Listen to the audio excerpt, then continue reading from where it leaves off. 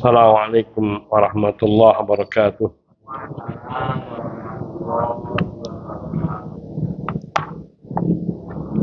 Innal hamdalillah nahmaduhu wa nasta'inuhu wa nastaghfiruh wa na'udzu billahi min shururi anfusina wa sayyiati a'malina.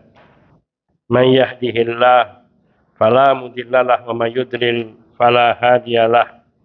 Wa asyhadu an la ilaha illallah wahdahu la syarikalah wa asyhadu anna Muhammadan abduhu wa rasuluh sallallahu alaihi wa ala alihi wa sahbihi wa sallam tasliman katsira wa ba'du. Akhwati fillah azani Allah wa iyyakum jami'an wa rahimani wa rahimakumullah. Kita melanjutkan pasal ketiga dari kitab Aqidatu Ahli Sunnah wal Jamaah fil Bid'ati wat Tabdi', yaitu akidah Ahlussunnah wal Jamaah dalam perkara bid'ah dan membid'ahkan.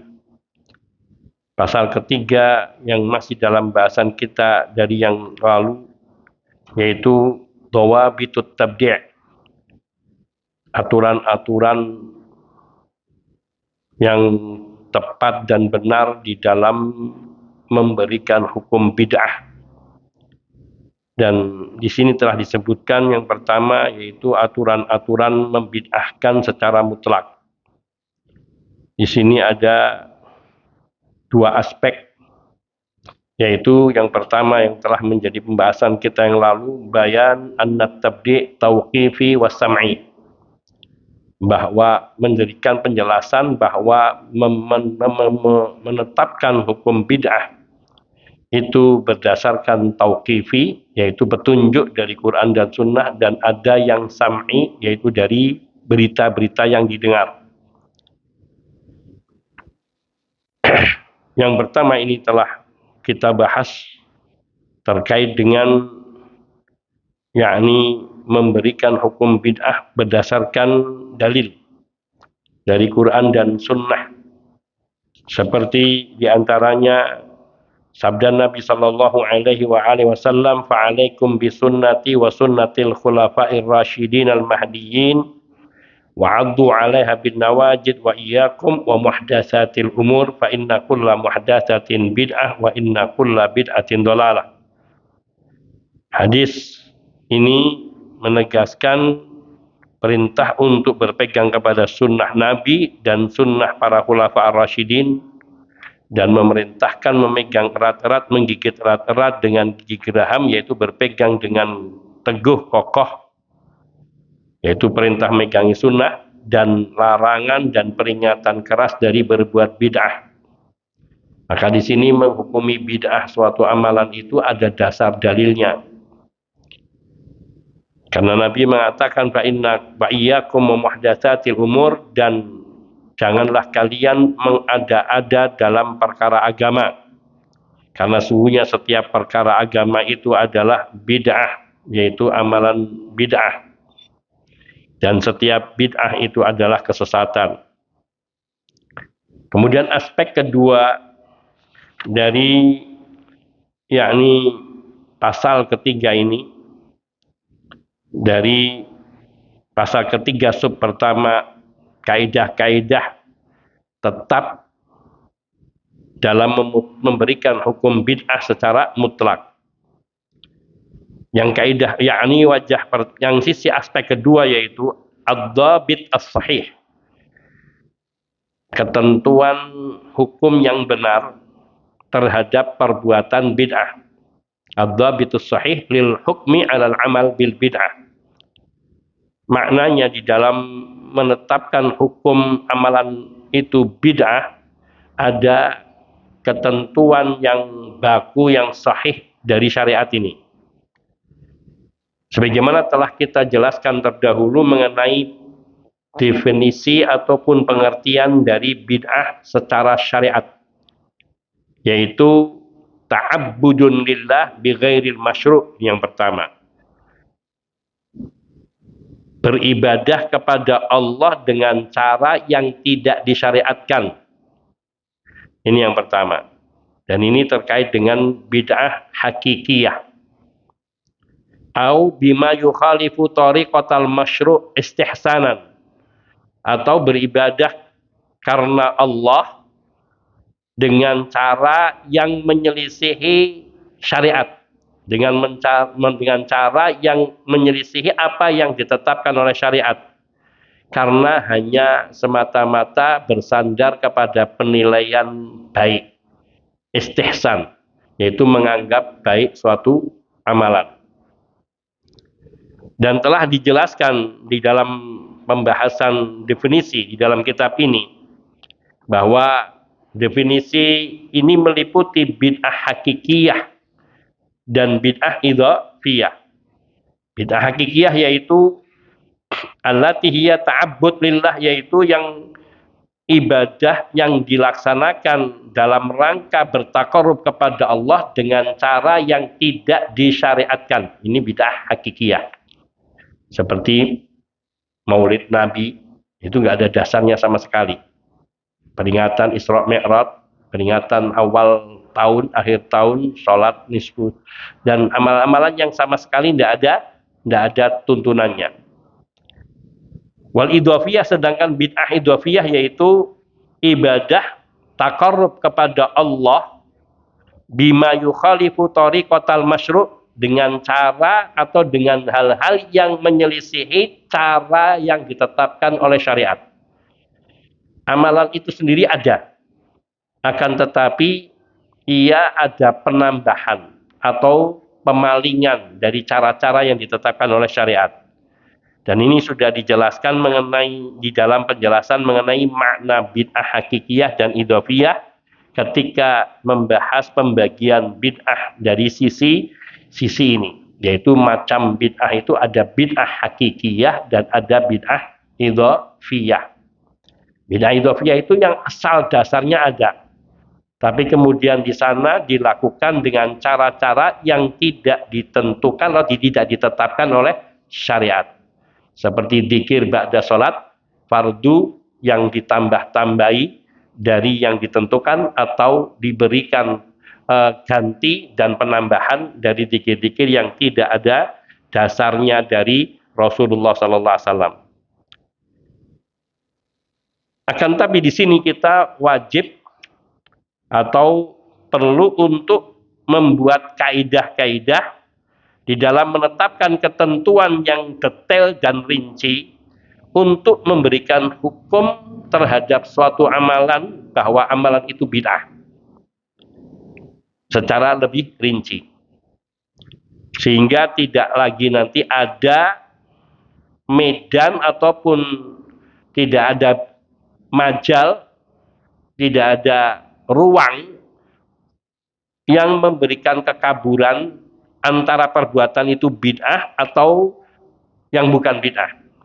Karena kalau tidak ditetapkan dengan kaidah yang detail, nanti ada amalan yang bid'ah dianggap tidak bid'ah, atau ada amalan yang bukan bid'ah dianggap bid'ah. Hal ini dikarenakan tidak adanya, yakni tidak ditetapkannya kaidah yang baku, yang rinci, yang menjelaskan tentang hukum bid'ah pada sebuah amalan, baik dalam bentuknya maupun pada perkara-perkara bid'ah itu sendiri, item-item bid'ah itu sendiri. Maka dari sini akan disebutkan kaidah yang menetapkan tadi antara dua jenis bid'ah tadi, bid'ah hakikiyah dan bid'ah idhafiyah. Harus dibagi diri dua ini.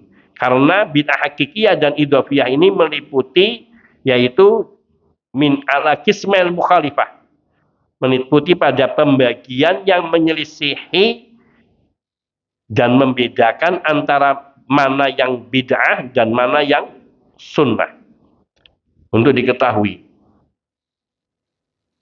Dan ini kedua-duanya, yakni perkara bid'ah hakikiyah maupun idhafiyah, kedua-duanya ini menyelisihi asal syariat dan tata cara syariat.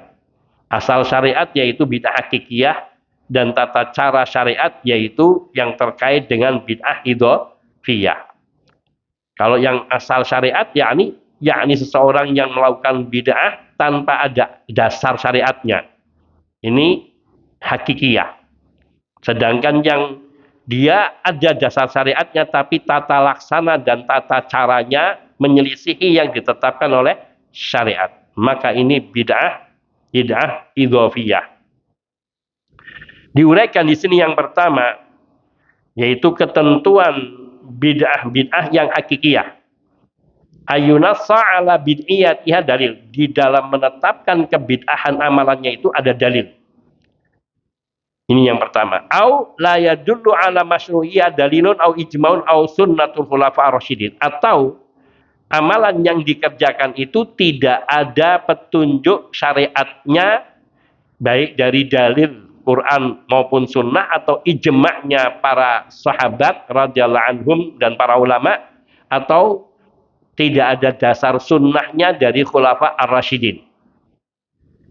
Dan di sini dapat dijelaskan melalui beberapa sisi atau beberapa aspek. Ketentuan yang pertama, yang ada nasnya di dalam syariat bahwa amalan itu bid'ah. Ada yang ditetapkan, dikatakan oleh Nabi bahwa amalan itu bid'ah, yaitu kisah tentang 3 sahabat Nabi radhiyallahu taala anhum yang mereka datang kepada salah satu istri Nabi sallallahu alaihi wasallam yang menanyakan ibadah Nabi sallallahu alaihi wasallam. Yang kemudian setelah dari situ diceritakan ibadah Nabi begini dan begitu, maka kemudian mereka memandang remeh amal ibadah mereka yang tidak ada apa-apanya dibandingkan ibadah Nabi sallallahu alaihi wasallam. Maka mereka ada yang mengatakan, kalau begitu saya tidak akan pernah tidur malam. Yakni setiap malam saya harus bangun malam, menetapkan bagi dirinya amalan ini. Yang lain mengatakan, saya tidak akan menikah, saya tidak akan pernah berhenti berpuasa, dan saya akan berpuasa sepanjang masa, sepanjang tahun. Artinya setiap hari berpuasa kecuali di 5 hari yang dilarang. Tentu itu. Dan yang ketiga mengatakan, saya akan menjauhi kaum wanita dan tidak akan menikah sama sekali selama-lamanya. Ini amalan baik atau tidak dohirnya? Dohirnya baik, karena tidak mau menikah karena ingin beribadah kepada Allah saja. Mau bangun malam, mau puasa, nggak mikirin istri. Karena kalau orang bangun malam terus, istrinya tidur, dia sholat. Paginya dia nggak bekerja, dia ngurusin ibadah, hanya cukup mengambil sesuatu yang bisa untuk makan dirinya, terabaikan keluarganya. Maka dia berpikir, saya tidak akan menikah agar saya bisa fokus beribadah kepada Allah saja. Salah enggak dohirnya? Dohirnya kayak baik. Itulah makna istihsan dalam pandangan kita, hal itu baik. Mungkin kalau kita yang mendengar ini, oh ya baik, itu bagus. Kalau enggak tahu pemberitaan dari Nabi. Demikian pula yang saya akan bangun malam sepanjang malam untuk ibadah dan tidak akan tidur. Dohirnya baik, mau digunakan untuk qiyamul lail, untuk tahajud. Demikian pula yang saya tidak akan pernah berhenti berpuasa. Hari yang dilarang puasa itu hari apa? Hari apa saja? Idul Fitri, Idul Adha, Ayyamut Tasyrik, cuma 5 hari. Adapun puasa hari Jumat hanya dilarang kalau dikhususkan hari Jumat. Tapi kalau digandeng dengan sebelumnya atau sesudahnya maka boleh. Maka artinya kalau berpuasa sepanjang tahun kecuali 5 hari ini dosa enggak? Tidak. Tapi ketika diazamkan sebagai amalan yang terus-menerus bagi dirinya, ini menjadi sesuatu yang diingkari oleh Nabi Shallallahu Alaihi Wasallam. Maka ketika Rasulullah Shallallahu Alaihi Wasallam yakni datang menemui mereka karena mendapatkan berita dari istri beliau ada 3 orang, dan mereka ini 3 orang ini sahabat Nabi, bukan? Sahabat Nabi. Mereka sahabat Nabi radhiyallahu taala anhum jami'an. Tapi ketika mereka punya pikiran untuk meningkatkan ibadah mereka melebihi dari ketentuan yang disyariatkan, yaitu bahwa di sini dilihat pengingkaran Nabi Shallallahu Alaihi Wasallam kepada mereka. Nabi mengatakan apa? Antumul ladina qultum kada wa kada. Kalian ya yang mengatakan begini dan begini, ya ini tidak mau tidur malam, tidak mau berhenti berpuasa sepanjang tahun, tidak mau menikah. Maka apa kata Nabi? Amma wallahi inni la akhsyakum lillah wa atqakum lah. Adapun saya demi Allah, kata Nabi, bersumpah Nabi sallallahu alaihi wasallam. Nabi bersumpah menunjukkan sesuatu yang sangat, padahal Nabi tidak bersumpah bohong enggak. Dan orang percaya enggak? Pasti percaya. Enggak mungkin tanpa sumpah Nabi juga berkata, pasti para sahabat percaya. Tapi untuk menunjukkan penegasan yang tidak boleh ditawar dan menunjukkan kebenaran apa yang disampaikan oleh Nabi Shallallahu Alaihi Wasallam agar tidak ada keraguan, beliau bersumpah, wallahi ama ana, demi Allah, atau ama wallahi inni, adapun saya demi Allah, la akhsyakum lillah, orang yang paling takut kepada Allah. Artinya tidak ada orang yang lebih takut kepada Allah melebihi Nabi Shallallahu Alaihi Wasallam. Tidak ada yang bisa mengalahkan takutnya kepada Nabi Shallallahu Alaihi Wasallam. Kita takut hanya pada hal-hal tertentu, tapi juga kadang kita kehilangan rasa takut kita, yaitu ketika kita bermaksiat. Ketika kita bermaksiat kepada Allah, kita saat itu takut enggak? Hilang takut itu. Mungkin lidah kita ngucapin saya takut, tapi sikap kita menunjukkan kita tidak takut. Maka Nabi mengatakan, inilah akhsyakum lillah. Aku adalah orang yang paling takut kepada Allah daripada kalian semua. Wa atqakum lah, dan aku adalah orang yang paling bertakwa kepada Allah. Apa takwa? Yakni yang paling taat menjalankan perintah Allah dan meninggalkan larangan-larangannya. Itu takwa. Maknanya tidak ada orang yang menjalankan ketaatan kepada Allah sepenuh seperti Nabi Shallallahu Alaihi Wasallam.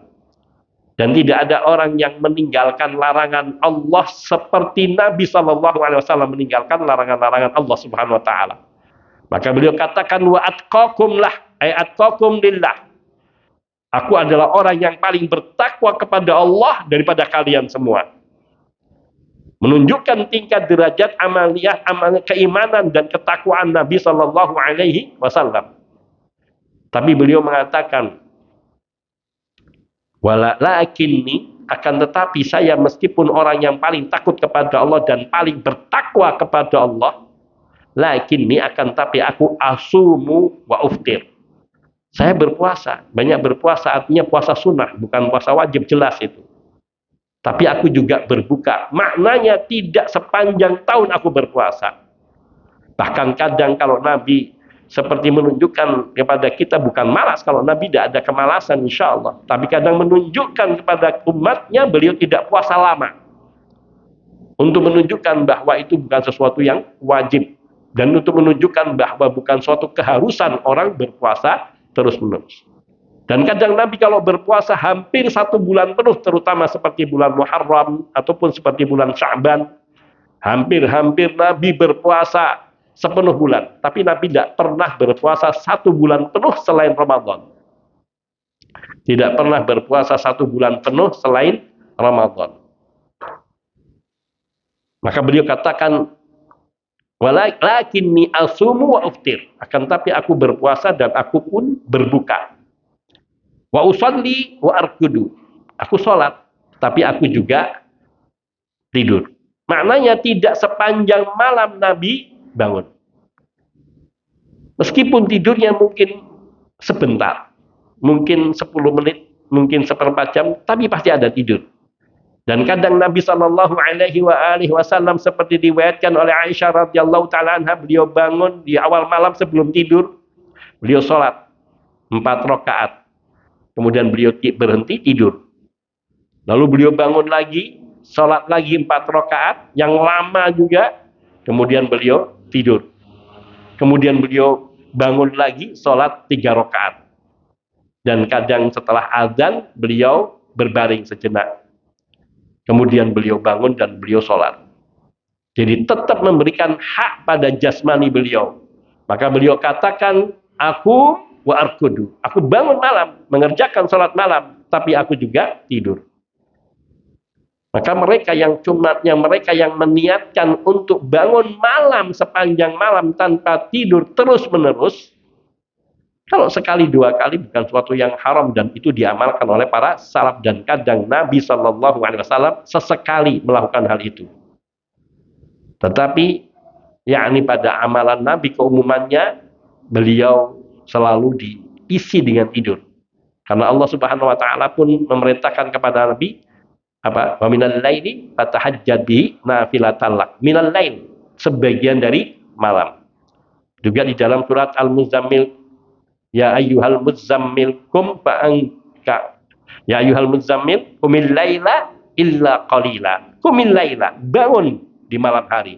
Yakni setelah adanya tidur. Maknanya di situ. Qumil laila illa qalila. Yakni kecuali sebagian malam. Qalilan sebagian malam artinya engkau tidak bangun, yaitu engkau gunakan untuk tidur.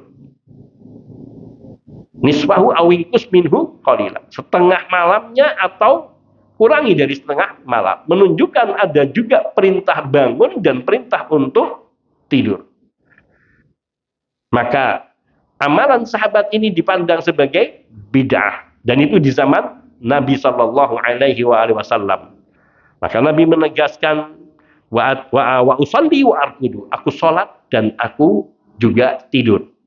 Wa atazawwajun nisa. Dan aku pun menikahi para wanita. Maknanya beliau tidak menjomblo dengan menyengaja. Meskipun pernikahan itu bisa memiliki hukum wajib, sunnah, makruh, mubah, bahkan haram. Ada 5 hukum ini bisa terkena. Menikahi mahramnya haram. Menikahi keluarga sendiri haram. Menikahi karena kebutuhan dorongan yang sudah tak tertahankan wajib. Menikah karena ingin menjalankan sunnah Nabi termasuk sunnah mustahabbah. Orang menikah tetapi belum mampu untuk menafkahi istri, terutama ini yang poligami. Mau poligami tapi belum mampu untuk menafkahi 2 istri, bersikap adil, kemudian dia paksakan, bisa makruh, bisa haram. Bisa makruh dan bisa haram, dan kebanyakan haram. Karena kadang-kadang mereka mengatakan kan cuma miring saja Ustaz kalau tidak adil. Itu bukan sesuatu yang remeh, miring saja itu. Miringnya di akhirat itu adalah hukuman, dan itu ada rasa malu yang menyiksa dan juga siksaan lainnya karena berbuat dolim kepada salah satu dari istrinya. Tapi kalau orang itu memiliki kemampuan, tidak apa-apa, itu syariat dan itu dilakukan oleh para rasul, bahkan Nabi Shallallahu Alaihi Wasallam sampai menikah 9, bahkan lebih sebenarnya, cuman mereka meninggal dan ada yang diceraikan, yang hakikatnya mencapai 12 atau lebih. Dan para sahabat juga melakukan. Tapi tadi memegang ketentuan. Kemudian ada yang mubah, menikah itu dengan mubah, yakni boleh. Yakni tadi menikah 2, 3, 4, itu boleh. Menikah semacam itu boleh. Dengan ketentuan tadi, menjalankan kewajibannya sebagai seorang suami dengan adil. Dengan adil, menafkahi lahir dan batin. Tapi kalau seandainya tidak mampu, maka haram. Dan Allah mengatakan, fa'in khiftum alla ta'dilu fawahidatan. Kalau kamu tahu diri takut, artinya ada sudah keyakinan di dalam diri kita bahwa kita nggak mampu bersikap adil. Jadi jangan hanya membawa hukum bolehnya saja, tapi juga harus memperhatikan sikap kemampuan diri kita. Wa in khiftum alla ta'dilu, kalau kamu takut tidak bisa berbuat adil, fawahidatan. Fawahidatan, maka wajib 1. Bukan sunnah lagi, wajib 1. Ini. Maka Nabi Shallallahu Alaihi Wasallam menutup celah dari kebid'ahan pada diri para sahabat. dan yang menunjukkan bahwa mereka berbuat bid'ah, karena Nabi mengakhiri sabdanya dengan mengatakan faman raghiba an sunnati falaysa minni. Dan barang siapa yang tidak suka dengan sunnahku, yaitu tidur dan bangun malam. Bangun malam dan tidur, berpuasa dan berbuka, menikahi para wanita. Barang siapa yang tidak suka dengan sunnahku, falaysa minni. Makanya maknanya 3 orang ini apabila mereka tidak mau tunduk kepada ketentuan Nabi Sallallahu Alaihi Wasallam, maka mereka dianggap bukan dari golongan Nabi Sallallahu Alaihi Wasallam.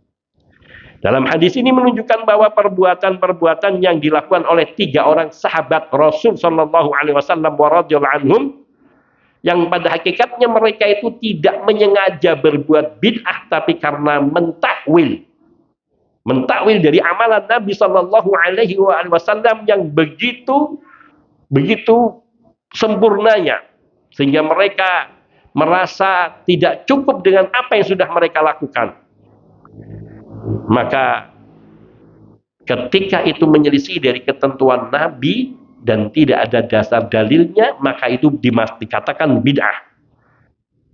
Dan itu ditunjukkan dalam sabda Nabi Sallallahu Alaihi Wasallam di akhirnya, faman raghiba an sunnati falaysa minni.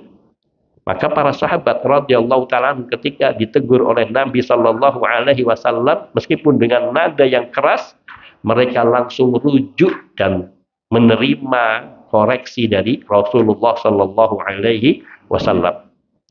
Maka hendaknya kita demikian pula ketika kita ini diingatkan dengan sabda dari Nabi, hakikatnya kita itu diingatkan kepada kebaikan. Maka wajib kita menerima dan kembali kepada tuntunan sunnah Rasul Sallallahu Alaihi Wasallam. Maka mereka para sahabat itu raja'a an qaulihim, yaitu menarik perkataan mereka.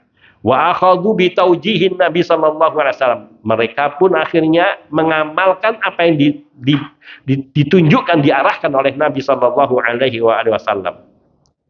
Demikian pula di antara bid'ah yang didasarkan dengan dalil bahwa perbuatan tersebut adalah bid'ah, selain 3 kisah para sahabat ini, yaitu ketika Nabi menceritakan tentang kaum Khawarij. Nabi Shallallahu Alaihi Wasallam mengatakan tentang mereka, kalau mereka itu sudah bid'ah. Apa kata Nabi? Yamruquna minad dini kama yamruqus sahmu minar ramiyah. Mereka ini telah berpaling menyimpang dari agama seperti anak panah yang melesat melewati sasarannya. Bukan tidak kena, tetap kena sasaran, tapi kebablasan. Nah, kelebihannya inilah yang dikatakan sudah menyimpang. Karena yang diharuskan itu yakni tertancap pada bagian yang diajarkan. Sedangkan menembusnya, maka itu berarti dia telah keluar dari apa yang diajarkan oleh agama. Maka di sini berdasarkan nas, kaum Khawarij dengan sikap mereka itu telah berbuat bid'ah dan keluar dari tuntunan sunnah Nabi Sallallahu Alaihi Wasallam. Kaum Khawarij itu letak penyimpangan mereka di mana? Kalau dilihat ibadahnya, kata Nabi Sallallahu Alaihi Wasallam kepada Abdullah ibnu Mas'ud radhiyallahu taala anhu, kalau engkau melihat ibadah mereka, sholat mereka, engkau akan menganggap kecil sholatmu. Kalau engkau melihat mereka dalam membaca atau menghafal Quran, kamu akan memandang kecil bacaanmu. Dan di antara ciri mereka, dahi mereka itu sampai ada hitamnya. Yakni menunjukkan bahwa bukan berarti semua yang ada jidat hitamnya itu kemudian ahlu Khawarij, bukan. Tidak, tetapi bahwa menunjukkan mereka kaum Khawarij ini bukan orang yang tidak ibadah, ahli ibadah, sampai di dahinya terdapat tanda-tanda banyak sujudnya, yakni banyak qiyamul lail. Akan tetapi mereka ini dikatakan oleh Nabi Shallallahu Alaihi Wasallam, yamruquna minad din kama yamruqus sahmu minar ramiyah. Mereka keluar dari agama, keluar dari ketaatan agama, menyimpang dari dasar-dasar syariat. atau dalil-dalil yang ada seperti anak panah yang melesat menembus sasarannya. Dalam riwayat lain Nabi Shallallahu Alaihi Wasallam mengatakan mereka itu apa? Syarrul khalqi wal khaliqati tahta adimis sama. Ini dinukilkan oleh Imam Al-Ajurri dalam kitab beliau Asy-Syari'ah. Yaitu mereka ini seburuk-buruk makhluk dan ciptaan di kolong langit ini. Apa jeleknya mereka? Padahal mereka orang yang hafal Quran. Bukan tidak hafal Quran. Orang hafal Quran dan ngerti bahasa Arab. Sehingga faham makna Quran. Tetapi mereka mengartikan Al-Quran dengan diri mereka tanpa mengikuti petunjuk dari Rasul Sallallahu Alaihi Wasallam. Sehingga menggunakan ayat-ayat suci Al-Quran dengan cara yang salah. Ayatnya betul. Maka dikatakan oleh Ali bin Abi Thalib radhiyallahu taala anhu tentang dalil-dalil mereka itu, apa yang dikatakan? Kalimatu haqqin yuradu bihi al-batil. Ay yuradu biha al-batil. Kalimatnya adalah kalimat yang hak. Ayat-ayat suci Al-Quran, hadis-hadis Nabi Sallallahu Alaihi Wasallam. Kalimatu haq. Yuradu biha, akan tetapi dimaksudkan dengan kalimat-kalimat yang hak tadi al-batil, dia menginginkan perbuatan batil, yaitu menyimpang dan menyelisih dari apa yang diajarkan dan dituntunkan oleh Nabi Sallallahu Alaihi Wasallam. Kaum Khawarij ini sisi jelek dan sisi menyimpangnya menganggap orang yang tidak sepaham dengan mereka kafir, yang boleh dibunuh, halal darahnya, boleh diambil hartanya. Jadi mereka mengkafirkan pelaku dosa besar. Itu kaum Khawarij. Jadi kalau ada orang yang melakukan dosa besar, dianggap kafir dari kaum muslimin, sehingga boleh dibunuh. Sehingga ada sahabiah yang sedang, yakni seorang sahabat Nabi yang dibunuh bersama dengan istrinya yang sedang hamil dan ditusuk melalui kemaluannya dengan tombak. Tapi ada orang dari kelompok mereka yang makan babi, itu dimaafkan. Karena milik orang Yahudi, sudah babi milik orang Nasrani, itu justru dimaafkan. Ini kebatilan-kebatilan yang besar. Dan juga termasuk mereka itu, kaum Khawarij, menganggap pemerintahan yang tidak berhukum dengan hukum Allah secara mutlak tanpa ada batasan, mereka ini dianggap kafir, maka boleh diberontak, boleh diperangi, dan boleh ditumbangkan. Ini keyakinan kaum Khawarij. Dan ini bid'ah. Dan bid'ah ini ada dalilnya. Dari Nabi SAW, bid'ahnya kaum Khawarij ada dalilnya dari Nabi SAW. Ini namanya di sini dikatakan bahwa bid'ah hakiki, bid'ah yang ada dalilnya dari Nabi SAW secara nas. Kemudian ketentuan yang kedua, aturan ketentuan kaidah yang kedua, alla yadulla ala masyru'iyat, ya dalilun khas. Perbuatan kebid'ahannya ini tidak ada dalil yang khusus mengenai perbuatan bid'ahnya. Seperti yakni tidak adanya dalilnya pelaksanaan Maulid Nabi.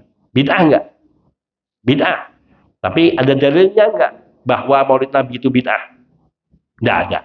Enggak ada dalil secara khusus menjadikan hari Asyura sebagai hari berduka. 10 Asyura hari berduka untuk menyakiti diri seperti yang dilakukan kaum Syiah.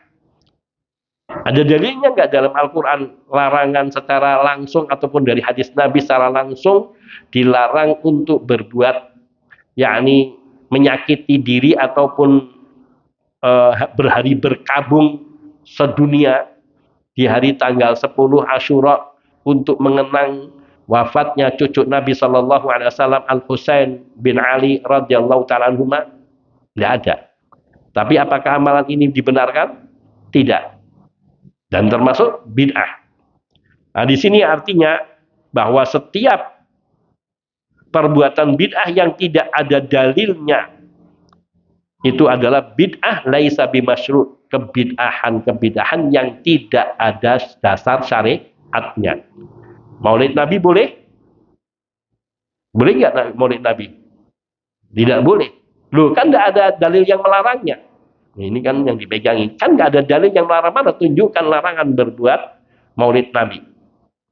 Mana yang mengatakan maulid Nabi bid'ah? Itu kan hari kelahiran, makna maulid. Tetapi di sini tidak ada dalil syariat juga yang menetapkan amalan tersebut. Suatu ibadah yang dilakukan dalam rangka bertakarrub kepada Allah yang tidak ada dalilnya, maka ini namanya bid'ah hakikiyah. Ini bid'ah. Walihada minal usul al-muqarrarah indal a'immah. Oleh karena itu ditetapkan kaidah yang dipegangi oleh para imam, yakni imam Ahlus Sunnah wal Jamaah, annal asla fil ibadat at-tauqif, bahwa asal pada semua ibadah harus ada dalilnya. Maka semua ibadah yang tidak ada dalilnya dikatakan bid'ah. Meskipun tidak ada dalilnya, karena nggak ada syariatnya. Nggak ada syariatnya. Syekhul Islam Ibnu Taimiyah rahimahullahu taala beliau mengatakan, walihadza kana Ahmad wa ghairuhu min fuqaha'i ahli al-hadits yaquluna innal asla fil ibadat at-tauqif fala yushra'u minha illa ma syara'ahu Allah. Oleh karena itu Imam Ahmad dan selain daripada beliau dari kalangan ulama ahlu hadis rahimahumullahu taala, mereka mengatakan, berpendapat bahwa asal di dalam semua ibadah adalah tauqif. Arti at-tauqif harus ada dalilnya, baik dari Al-Quran maupun dari sunnah Nabi Sallallahu Alaihi Wasallam atau dari ijma'. Terutama itu sama dari Al-Quran dan sunnah. Itu dalil, itu Quran was sunnah. Innal asra fil ibadat at-tauqif fala yushra'u minna, tidak ada satupun bagian dari ibadah yang tidak disyariatkan illa ma syara'ahu Allah, kecuali yakni tidak boleh disyariatkan kecuali apa yang telah disyariatkan oleh Allah Azza wa Jalla, baik melalui firman-Nya maupun melalui sabda Nabi-Nya sallallahu alaihi wasallam. Kita lanjutkan ba'da adzanil isya. Wassallallahu wasallam ala nabiyyina Muhammadin wa alihi wa sahbihi ajma'in. Walhamdulillahi rabbil alamin.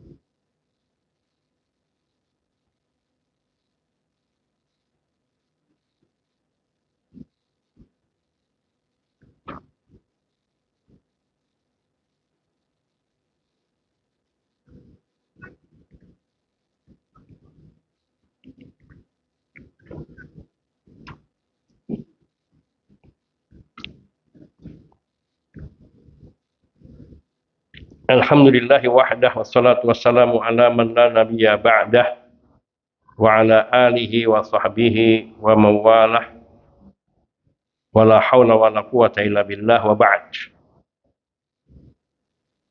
Akhwati wa akhwati fillah, azani Allah wa iyyakum jami'an wa rahimani wa rahimakum. Kita lanjutkan.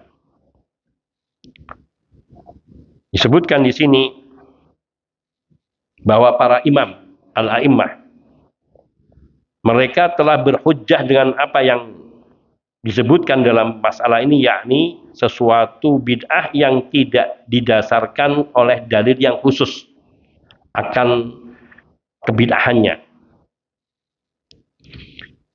Yang dijadikan hujjah oleh para imam dalam pokok ini yaitu ketika ada perdebatan terhadap ahlul bid'ah yang mereka mengatakan Al-Quran itu makhluk, seperti yang dinukilkan dari Al-Imam Muhammad bin Abdurrahman Ad-Darimi bahwasanya beliau berkata kepada Ibnu Abi Duat.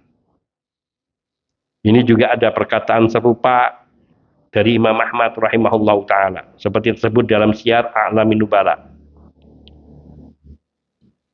yang dikatakan oleh Imam Ad-Darimi, Al-Imam Muhammad bin Abdurrahman Ad-Darimi kepada Ibnu Abi Duat.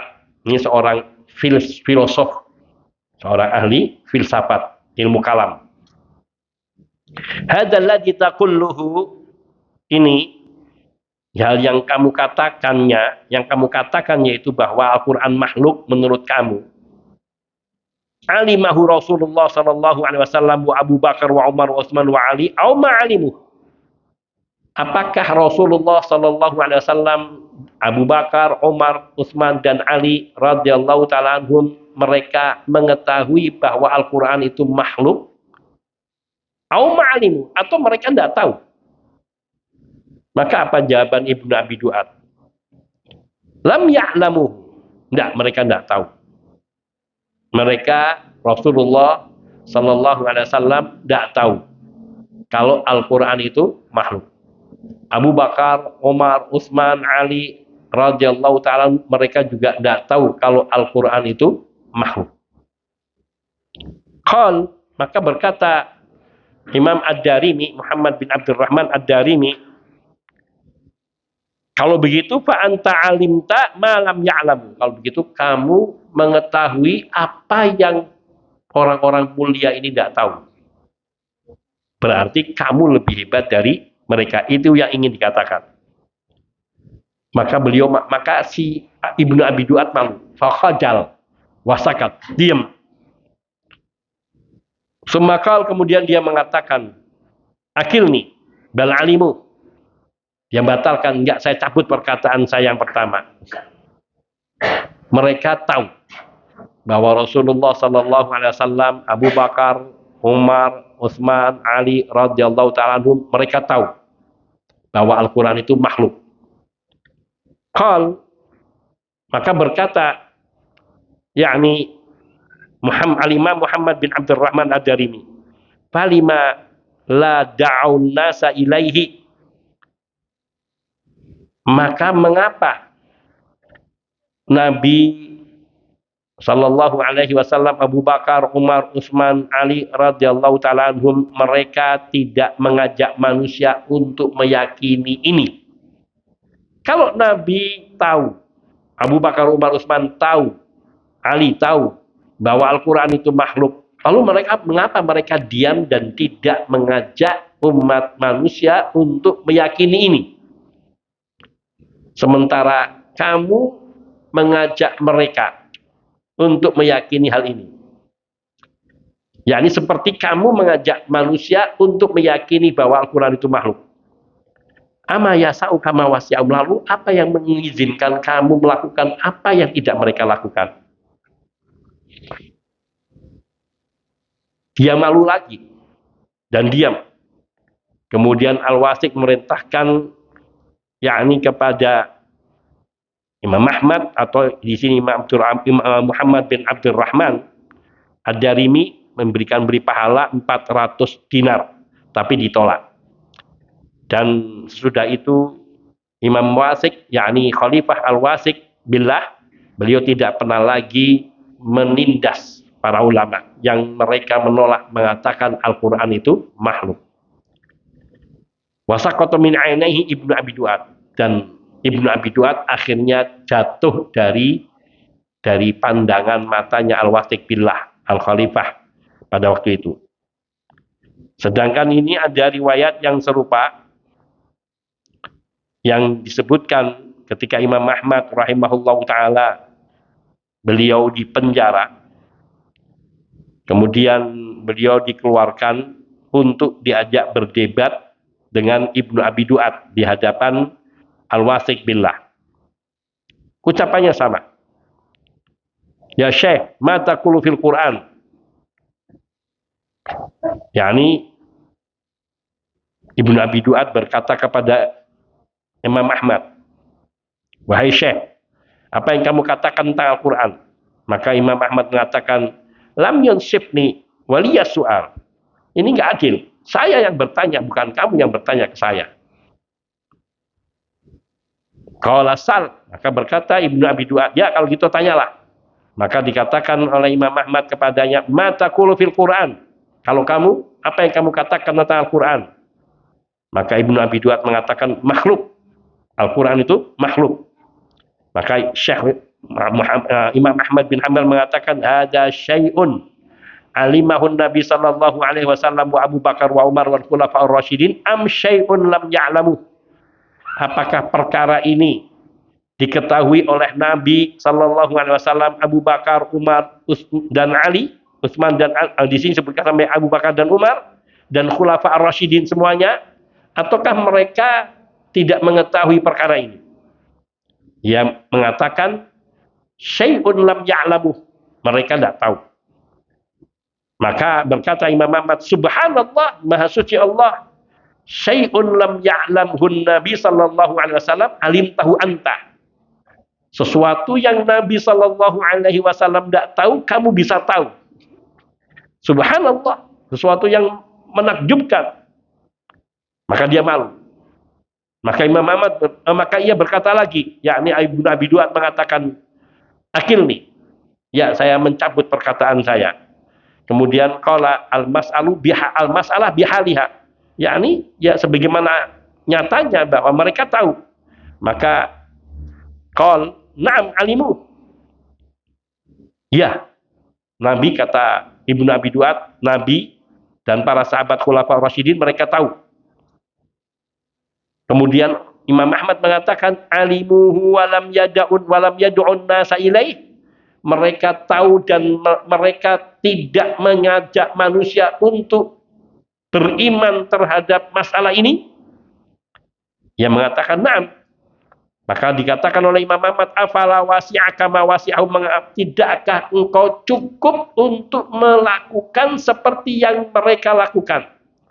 Yakni Nabi Shallallahu Alaihi Wasallam, sekiranya perkataanmu benar bahwa Nabi mengetahui Al-Quran itu makhluk, tapi Nabi Shallallahu Alaihi Wasallam dan para sahabatnya tidak pernah menyebut-nyebut masalah itu, maka mengapa engkau tidak mencukupkan diri dengan mengikuti mereka?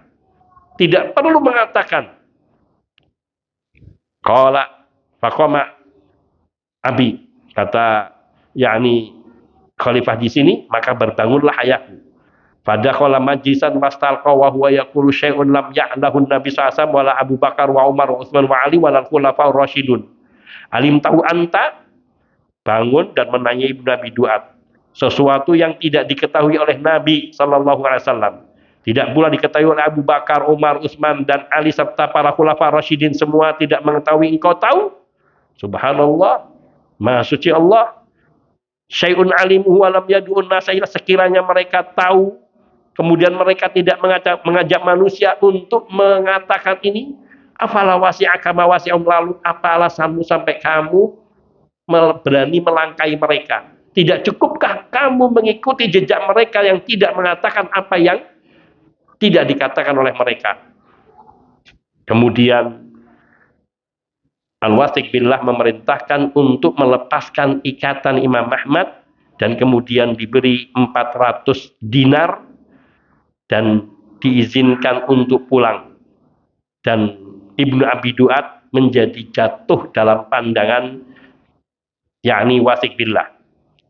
Ini kisah yang dijadikan dalil oleh para ulama bahwa bid'ah hakikiyah yaitu sesuatu yang tidak ada dasar syariatnya mengenai larangannya, tetapi tidak ada dasar perintahnya atau pengamalannya. Dan dalam masalah ini telah dijadikan dalilnya oleh para ulama.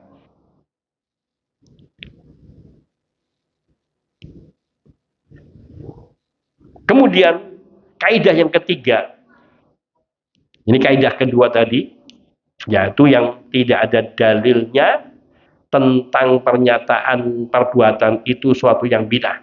Tetapi di sini ditegaskan bahwa sesuatu yang tidak diketahui Nabi dan tidak diperintahkan oleh Nabi, kemudian ada orang yang melakukannya, maka itu namanya bid'ah hakikiyah. Bid'ah yang nyata, yang asli. Ketentuan ketiga, ad-dhabit ats-tsalits, alla yadulla ala masyru'iyyat ya dalilun amun wala aslun syar'iyyun, yaitu sesuatu amalan bid'ah yang tidak ada dalil secara umum maupun tidak ada asal yang syar'inya. Fa in dalla dalilun amun bi umumi ala amali minal a'mal kadalalati qaulihi ta'ala wa'idu lahum mastata'tum min quwwatin ala masyru'iyati istihdati ma yumkin min aslihatin wasail jadida fil kitab wal jihad aw kana al amal yurja'u ila aslin syar'iyyin kaduhuli tanzimil mu'asir ta'lim wa tadris wa mastukhdisa fihi min wasail wa asalib tahta asli masyru'iyatu ta'allum wa tafaqquh fid din. Maksudnya bahwa apabila ada sebuah dalil yang umum yang menyebutkan secara umum mengenai suatu perbuatan tertentu seperti yang ditunjukkan oleh firman Allah Subhanahu wa taala dalam surat Al-Anfal ayat 60. Allah Subhanahu wa taala berfirman, wa'iddu lahum mastata'tum min quwwah. Persiapkanlah oleh kalian untuk menghadapi musuh kalian dengan yakni membangun kekuatan sebisa kamu, semampumu, semaksimalmu. Ayat ini umum, tidak berbicara terhadap masalah tertentu yang hanya ada di zaman Nabi. Persiapan persenjataan di zaman Nabi hanya kuda, onta, panah, tombak, pedang, atau yang sejenisnya. Tidak ada bom, tidak ada senjata mesin, tidak ada torpedo, tidak ada nuklir, dan lainnya. Tetapi ini masuk ke dalam keumuman perintah Allah Subhanahu wa taala dalam surah Al-Anfal ayat 60 ini. Karena Allah merintahkan wa'iddu lahum. Persiapkanlah oleh kalian untuk menghadapi musuh-musuh kalian. Mastata'tum min quwwatin, yaitu dengan mempersiapkan kekuatan semampu kalian, semaksimal yang kalian miliki.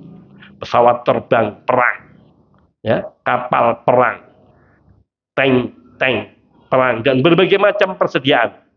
Ini menunjukkan disyariatkannya hal-hal yang baru dari segala bentuk persenjataan dan sarana-sarana yang baru di dalam peperangan dan jihad. Ada nggak perintahnya untuk mempersenjatai dengan bedil, pistol, ataupun AK berapa? Tidak ada. Bom, granat, tidak ada. Tetapi masuk ke dalam perintah umum. Maka di sini ada dalilnya yang umum. Atau contoh lain, yang yakni dalil umum yang bisa dijadikan sebagai sandaran dalam amalan yang tidak pernah ada amalannya sebelum itu secara khusus atau secara umum. Seperti diantaranya asal disyariatkannya yakni belajar. Asal syariat, aslun syar'i. Seperti apa? Dukhulut tandim al-mu'asir lit-ta'lim wa tadris. Masuk sekolah atau pesantren. Ada nggak perintahnya? Oh, ini bid'ah hasanah. Lihat. Ada dasar perintahnya enggak? Enggak ada. Perintah sekolahan, bikin sekolahan ada enggak? Perintah bikin pesantren ada enggak? Wah, ini bid'ah kalau begitu. Nabi zaman Nabi enggak ada. Wa mastuhditsa fihi min wasail wa asalib tahta aslin masyru'iyat ta'allum wa tafaqquh fid din. Dan segala perkara yang terkait dengan masalah ini yang dibuat-buat, baik itu sarana, prasarana atau teknik-teknik mengajar dengan menggunakan alat peraga, ada contohnya enggak? Dari Nabi ada perintahnya enggak? Enggak ada. Wah, ini bid'ah hasanah. Dohirnya seolah-olah seperti itu. Tapi sungguhnya ini semua masuk ke dalam dalil umum, yaitu mengenai disyariatkannya pengajaran dan yakni pembelajaran dan pendalaman terhadap agama. Nabi Shallallahu Alaihi Wasallam beliau bersabda,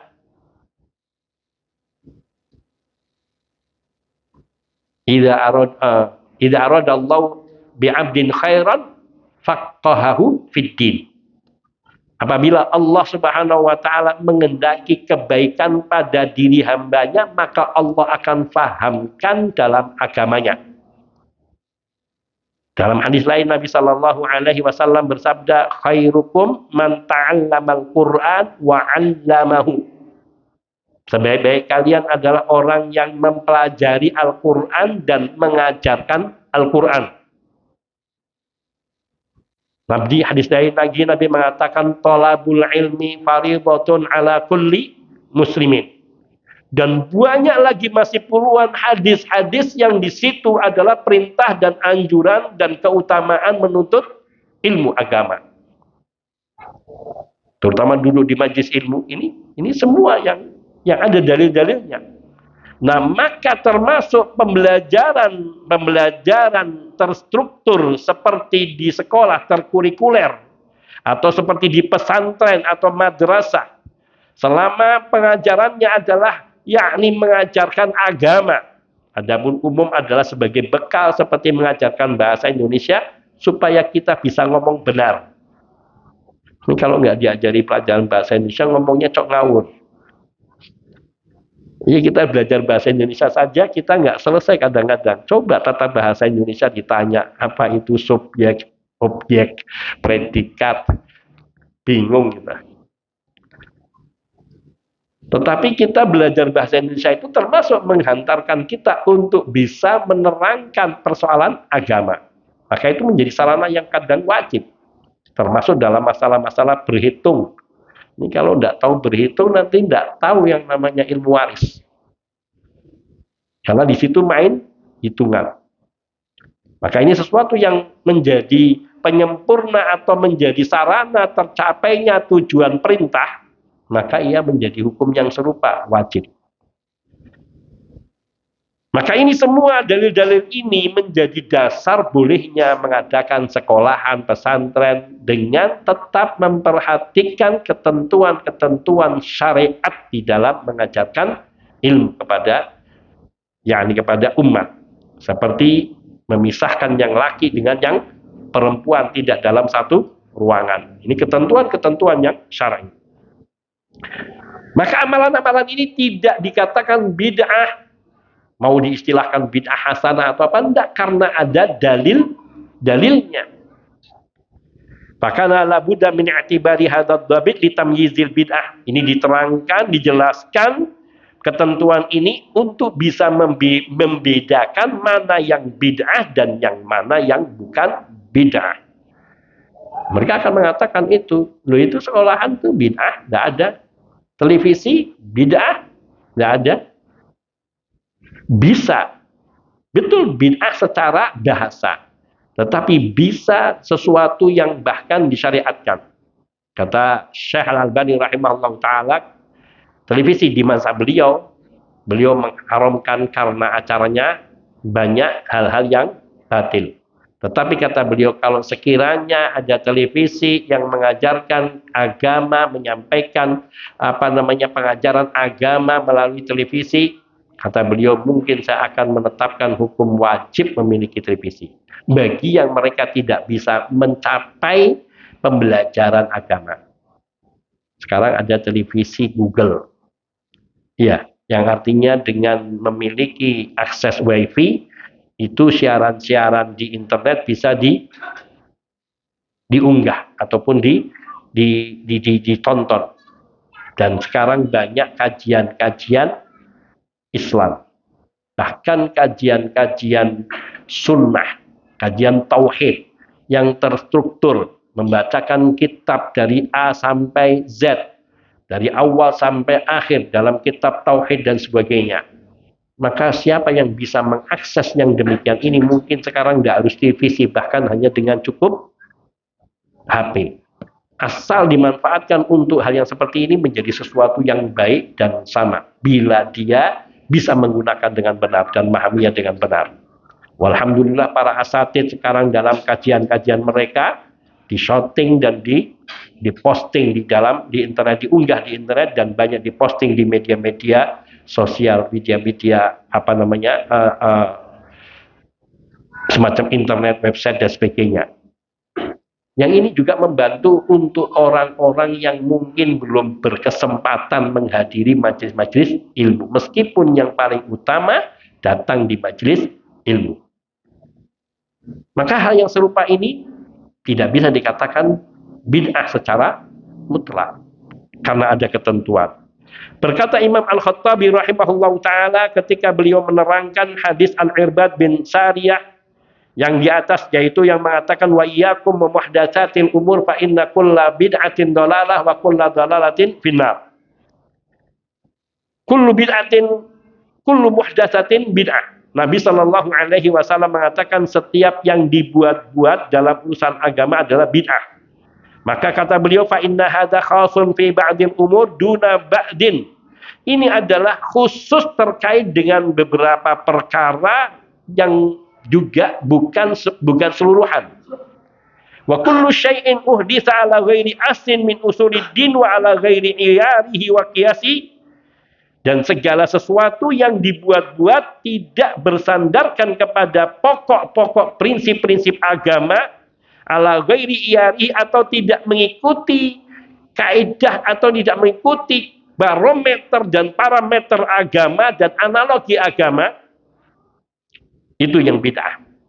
Itu yang dikatakan kullu muhdatsatin bid'ah. Amma makana minha mabniyan ala qawaidil usul, adapun perkara-perkara yang dibangun di atas kaidah-kaidah usuliyah, wa mardudun ilaiha, dan kemudian dikembalikan persoalan ini kepada kaidah-kaidah usuliyah di dalam agama, falaisa bi bid'atin wala dhalalah, maka ia bukan bid'ah dan bukan pula sebuah kesesatan. Ini menerangkan, Imam Al-Khattabi menerangkan seperti yang dicontohkan di atas oleh penulis kitab ini, yaitu Syekh Ibrahim Ar-Ruhaili hafizahullah ta'ala. Wallahu a'lam. Imam Al-Khattabi menutup dengan wallahu a'lam. Maka makna kullu muhdatsatin, yakni hanya yang terkait bila tidak ada dasar-dasar atau pokok-pokok agama yang menjadi rujukan. Kalau ada dalilnya dalam agama menjadi rujukan, seperti tadi membuat sekolahan atau memushafkan Al-Quran. Ada nggak perintah memushafkan Al-Quran dalam satu mushaf khusus? Secara khusus tidak ada, tapi secara umum kaidahnya ada. Nabi Shallallahu Alaihi Wasallam beliau mengatakan kepada para sahabatnya, la taktubu anni ghairal Quran. Jangan kalian menulis, mencatat dariku selain Al-Quran. Faman kataba anni ghairal Quran falyamhuhu. Barang siapa yang mencatat dariku selain Al-Quran, maka hendaknya menghapusnya. Pertanda ada isyarat untuk tidak mencampur adukan Al-Quran dengan hadis Nabi Sallallahu Alaihi Wasallam. Dan pertanda adanya perintah untuk yakni memperhatikan Al-Quran. Di samping hadis-hadis yang kita sebutkan di atas, khairukum man ta'allamal Qur'an wa 'allamahu. Kemudian iqra'ul Qur'an fa innahu ya'ti yaumal qiyamati syafi'an li ashabihi. Bacalah Al-Qur'an karena sesungguhnya itu maksudnya pelajari Al-Qur'an, bukan semata-mata membacanya, tapi mempelajari Al-Qur'an, termasuk kalau bisa menghafalnya. Karena nanti Al-Quran itu akan datang pada hari kiamat sebagai pemberi syafaat bagi para pembaca dan pembelajarnya. Dan banyak lagi hadis-hadis lain yang ini semua tidak secara langsung mengatakan memushafkan Al-Quran, tetapi mengandung makna perintah untuk memushafkan Al-Quran. Dan itu yang ditangkap oleh Umar Ibn Khattab radhiyallahu ta'ala anhu ketika melihat di zaman Khalifah Abu Bakar As-Siddiq radhiyallahu anhu, bahwa banyak para sahabat Nabi penghafal Quran yang gugur karena berjihad memerangi kelompok kaum murtad dan penolak pemberi zakat. Maka Umar bin Khattab radhiyallahu ta'ala khawatir kalau dibiarkan Quran hanya ada di dada para penghafal Quran, nanti Al-Quran akan hilang dari tengah kaum muslimin. Maka beliau mengemukakan hal ini kepada Abu Bakar As-Siddiq radhiyallahu anhu, yang pertama kali beliau menolaknya. Karena memandang ini sesuatu yang tidak ada perintahnya dari Nabi Sallallahu Alaihi Wasallam. Namun setelah dijelaskan maksud dan tujuan dan dasar-dasarnya, maka beliau menjadi tentram, yakin, dan beliau pun menyetujui, dan mereka berdua mendatangi Tamim Ad-Dari. Ini seorang juru tulis Al-Quran dan yang menghafal Quran, yang kemudian Tamim Ad-Dari atau Zaid bin Sabit itu kemudian mereka pun menerima, barulah kemudian membuat tim penulis Al-Quran yang dimushafkan dalam mushaf seperti sekarang ini. Meskipun kemudian di zamannya Utsman ibnu Affan radhiyallahu ta'ala disempurnakan dan dijadikan bahasa Quraisy sebagai dasar bahasa Al-Quran. Ini semua tidak ada dalil secara khusus, tapi ada dalil kaidah umum. Maka yang seperti ini tidak termasuk hal-hal yang bid'ah. Imam Al-Baghawi rahimahullah ta'ala ketika mensyarah hadis ini juga beliau mengatakan, yakni hadis kullu muhdatsatin bid'ah. Wa arada bi muhdatsatil umur, yang dimaksudkan oleh Nabi sallallahu alaihi wasallam yaitu perkara-perkara yang dibuat-buat, ma uhditsa ala ghairi qiyasi asrin min usuliddin, yaitu yang dibuat-buat tanpa ada dasar analogi pokok dari pokok-pokok ajaran agama. Wa amma ma kana mardudan ila aslin min usuliddin, adapun yang masalah ini ada tempat kembalinya dari pokok-pokok pengajaran agama, falaisa bidolalatin, maka perkara itu bukan kesesatan. Ini termasuk contohnya adalah sekolahan, pesantren, dan juga hal-hal yang ada metode-metode sarana pengajaran yang semuanya sifatnya mendukung dan bukan menjadi sesuatu yang bertentangan. Ibnu Rajab rahimahullah ta'ala, beliau mengatakan, wal muradu bil bid'ati ma uhditsa mimma la asla lahu fis syari'ati yadullu alaih. Fa amma ma kana lahu aslun minas syar'i yadullu alaihi fa laysa bi bid'atin syar'an wa in kana bid'atan lughatan. Yang dimaksudkan dengan bid'ah yaitu hal-hal yang dibuat-buat dari perkara yang tidak memiliki dasar, tidak memiliki asal sama sekali dalam agama, dalam syariat yang menunjukkan kepada kebolehan amalan itu. Fa amma ma kana lahu aslun minas syar'i ya dulu ada, adapun sesuatu amalan yang ada memiliki pokok, yang memiliki dasar prinsip dalam syariat yang menunjukkan akan kebolehan amalan itu, falaisa bid'atin syar'an, maka secara syariat tidak dikatakan bid'ah, meskipun itu dikatakan bid'ah secara bahasa. Seperti contohnya perbuatan Umar ibn Khattab radhiyallahu ta'ala anhu di masa pertengahan kekhalifahannya, beliau menyatukan kaum muslimin di bawah satu imam dalam sholat tarawih. Yang kemudian itu belum pernah terjadi, yakni secara terus menerus selama 1 bulan Ramadan penuh di zaman Rasulullah Sallallahu Alaihi Wasallam. Yang kemudian Umar ibn Khattab radhiyallahu ta'ala melihat mereka sholat bareng bersama dengan seorang imam, maka beliau mengatakan, ni'matul bid'atu hadhihi, ini adalah sebaik-baik bid'ah. Yang dimaksudkan oleh Umar ibn Khattab radhiyallahu ta'ala inilah yang diterangkan oleh Ibnu Rajab rahimahullahu ta'ala. Dohirnya secara bahasa dia bid'ah, karena semasa beliau dan masa Abu Bakar tidak pernah dilakukan. Akan tetapi dasar-dasar pengamalan dan dasar-dasar perintah anjurannya telah ada di zaman Nabi Sallallahu Alaihi Wasallam. Salat tarawih diperintahkan enggak? Diperintahkan. Man qama ramadhana imanan wahtisaban ghufira lahu ma taqaddama min dzambi. Salat berjamaah tarawih disyariatkan enggak? Disyariatkan. Salah satu contohnya Nabi Sallallahu Alaihi Wasallam pernah melakukan beberapa hari, 2 hari atau 3 hari bersama para sahabat. Kemudian beliau menghentikan karena ada alasan. Takut kalau turun wahyu yang mewajibkan melaksanakan salat tarawih berjamaah. Dan itu akan memberatkan umat. Tapi beliau membatalkan enggak? Artinya mengatakan bahwa sholat tarawih itu tidak boleh berjamaah. Tidak, karena ada dalil yang mengatakan dari Nabi Shallallahu Alaihi Wasallam, man qama ma'al imami hatta yansharifa kutiba lahu qiyamu lailatin. Barang siapa yang sholat bersama makmum sampai selesainya imam, maka akan dicatat ia seperti sholat sepanjang malam.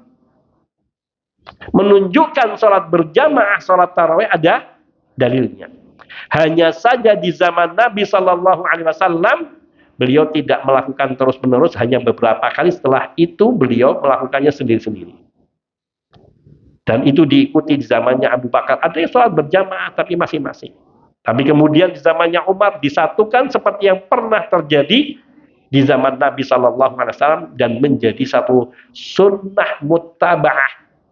Suatu sunnah yang sampai sekarang diikuti. Kalau Ramadan kita mendapati semua masjid pada, meskipun tidak semua kaum muslimin sholat di masjid, ada yang sholat di rumahnya. Tetapi bahwa ini dikatakan oleh Umar ibn Khattab, ni'matul bid'atu hadhihi. Ini adalah sebaik-baik perbuatan bid'ah. Maksudnya bid'ah lughatan la syar'an. Yaitu bid'ah secara bahasa tapi bukan bid'ah secara syariat. Yang maknanya dasar syariatnya seperti dikatakan oleh Ibnu Rajab rahimahullahu taala, lahu aslus syariah yadullu alaih. Lahu aslun minas syar'i yadullu alaih. Amalan salat tarawih berjamaah dengan satu imam selama Ramadan ada dasar pokok dari syariat ini yang menjadi dalilnya.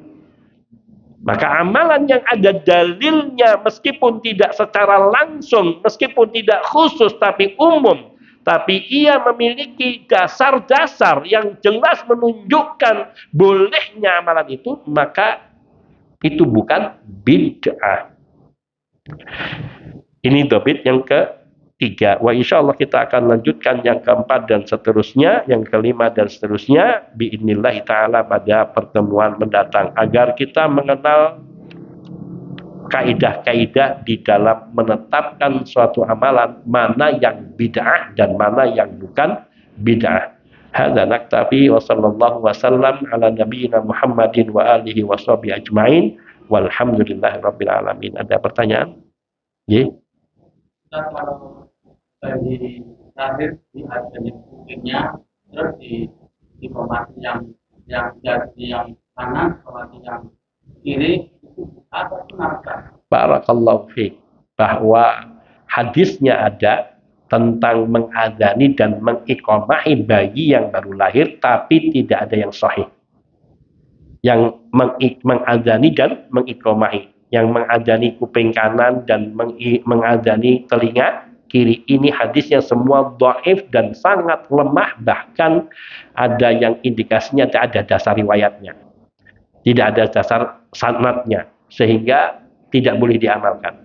Akan tetapi yang hanya mengadani saja, maka di sana ada perselisihan di antara para ulama dan ada banyak riwayat yang menyebutkan itu, sehingga dalam masalah ini seperti Syekh bin Baz dan Syekh Utsaimin rahimahumullah taala maupun Ibnu Qayyim rahimahullah taala memandang boleh-boleh saja dilakukan adzan tapi tanpa iqamah, dan tidak harus di telinga kanan atau telinga kiri, tapi diadzani di depan bayi yang baru lahir. Boleh. Jadi boleh dilakukan, boleh tidak, karena dalil yang menunjukkan anjuran ataupun contoh perintahnya tidak ada yang sahih, kecuali tadi yang mengadani masih sebagian ulama menganggap banyaknya jalur periwayatan meningkatkan hadis yang dhaif kepada tingkatan hasan yang boleh diamalkan. Wallahu ta'ala. Mungkin itu saja. Hadza minni wal afu minkum. Dan kita tutup dengan doa kafaratul majlis. Subhanakallahumma bihamdika asyhadu an la ilaha illa anta astaghfiruka wa atubu ilaik. Assalamualaikum warahmatullahi wabarakatuh.